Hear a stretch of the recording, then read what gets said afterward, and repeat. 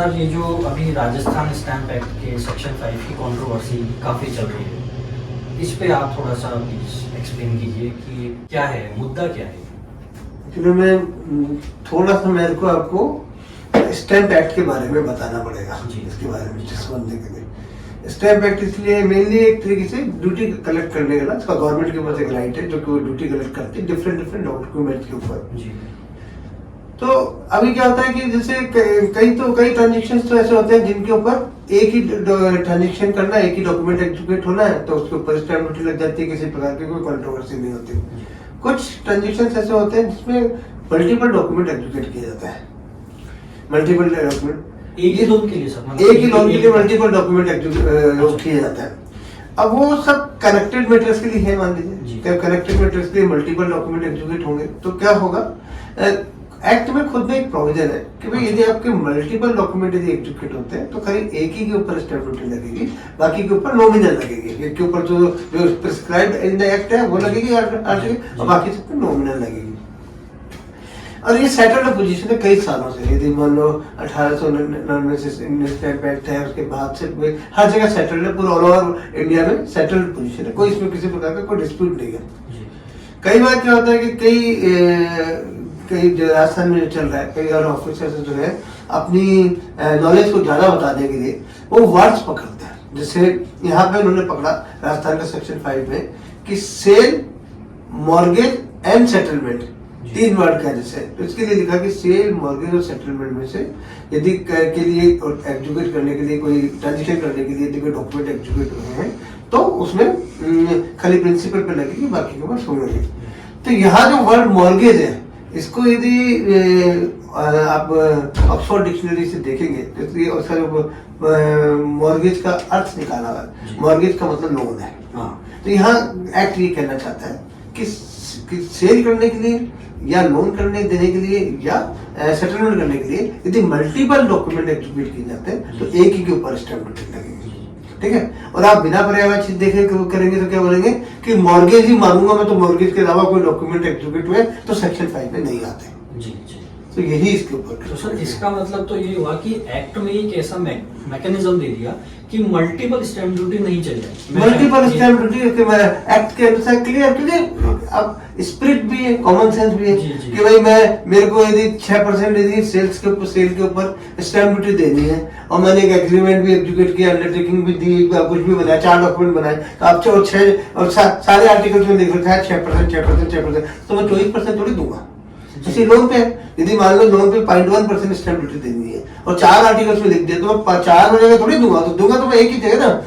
जब आपको कोई चीज किसी ट्रांजेक्शन वैल्यू के हिसाब से लेनी होती है तो ट्रांजेक्शन पे लोगे ना, loan multiplied with loan value multiplied with 0.1%। अब आप 4 डॉक्यूमेंट पे लिखा दिया, 4 आर्टिकल्स में लिख दिया, 5 में लिख दिया, तो 4 में 5 जगह तो नहीं होगा ना। तो सर ये तो मतलब एक्ट में ही इसका रेमेडियल क्लॉज दे रखा है। Section 5 clear, section 5 of the Rajasthan stamp act, section 4 of the Indian stamp act बिल्कुल क्लियर है कि एक की मल्टीपल ट्रांजेक्शंस के ऊपर एक ट्रांजेक्शन के लिए यदि मल्टीपल डॉक्यूमेंट एग्जीक्यूट होते हैं तो एक ही बार स्टैम्प। और इसके अगेंस्ट अगर गवर्नमेंट ऑफिशियल्स जाते हैं तो अगेंस्ट द एक्ट हो गया बिल्कुल। हाँ, गवर्नमेंट अनफॉर्चुनेटली इसमें सबसे बड़ी परेशानी है, कोई लोग कुछ कह सकते हैं कि जब ये गवर्नमेंट के खिलाफ आप कोर्ट में क्यों नहीं जाते।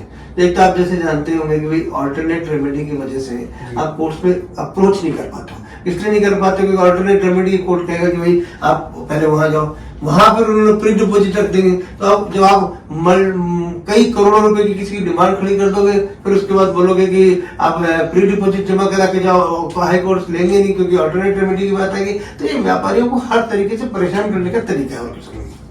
मेरे ख्याल से सरकार के कुछ 2-3 अच्छे ऑफिसर यदि कमेटी बनाकर इस मैटर को देखें, रिव्यू करें, एक बार समझें, तो ये बहुत जल्दी से आसानी से सुलझ जाएगा। एक व्यक्ति के ऊपर पूरा दामोदार न करके एक अच्छी कमेटी बना के जिसको कोई अच्छे हेड करते हो वो करके हो जाएगी, तो कोई दिक्कत नहीं है। मैं तो रिक्वेस्ट करूंगा अखिल अरोड़ा साहब से कि प्लीज एक व्यापारियों के हित पे एक कमेटी बना दें। मैं सिर्फ करके पाठक साहब से रिक्वेस्ट करूंगा कि वो इन सभी व्यापारियों के हित में एक कमेटी बना दें। सुधांशु पंत साहब से भी रिक्वेस्ट है, सभी से मेरी रिक्वेस्ट है कि एक किसी कमेटी बना के इसको रिजॉल्व करें। सर पूरी बिजनेस कम्युनिटी और जो लोन बोरोवर्स हैं वो बहुत बड़े थैंकफुल रहेंगे आपके लिए।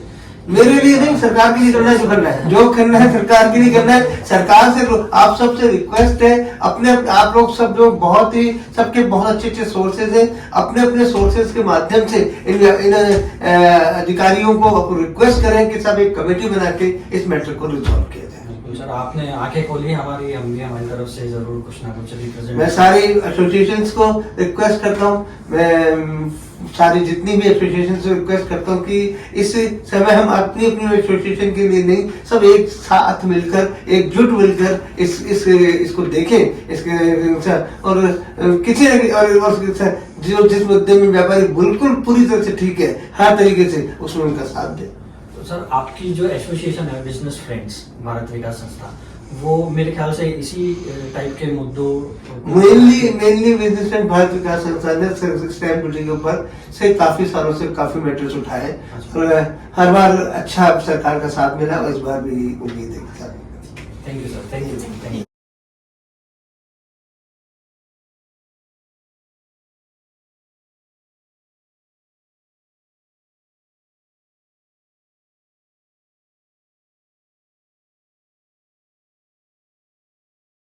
When you approach the bank for loan, the bank asks you to execute some documents and then gives you the loan. This whole transaction is treated as a single transaction as per the Stamp Act. Several documents that the bank may ask you to execute are mortgage deed, deposit of title deed, guarantee deed, hypothecation deed, etc.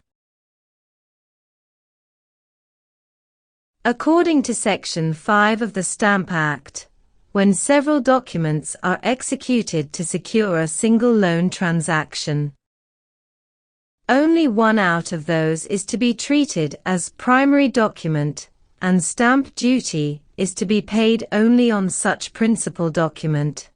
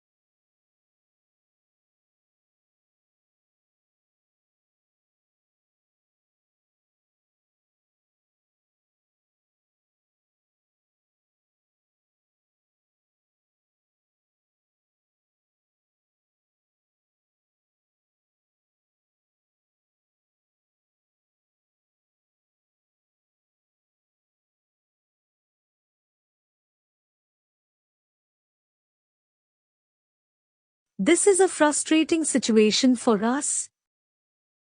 The business community will suffer largely if they do not wake up on time. It's time to wake up. Join the movement.